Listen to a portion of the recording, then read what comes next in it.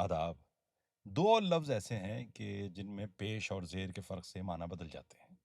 پہلا ہے کشت، فارسی ہے، اسم ہے اور مذکر ہے۔ اس کا مطلب ہے ہر وقت غم تازہ رکھنا، مطلب قتل، خون ریزی، مار دھاڑ وغیرہ کے لیے استعمال ہوتا ہے۔ مثلاً ہم اکثر آپ اخباروں میں پڑھتے ہوں گے کشت و خون۔ دوسرا ہے کشت، یہ فارسی کا اسم ہے مگر مؤنث ہے۔ اس کا مطلب ہے کھیت، کھیتی، بویا ہوا کھیت، زراعت، کھیتی باڑی۔ کشت کو آپ شاعری میں شدت، جنگ یا فنا کے استعارے کے طور پہ استعمال کر سکتے ہیں۔ یہ بہت اچھا استعارہ بن سکتا ہے۔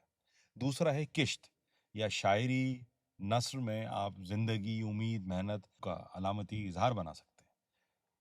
نذیر اکبر آبادی کا شعر ہے، سرسبز رکھیو کشت کو اے چشم تو میری، تیری ہی آب سے ہے بس اب آبرو میری۔ یقیناً بات سمجھ میں آ گئی ہوگی۔ کشت، خون ریزی، کشت، کھیتی۔ اپنا خیال رکھیے۔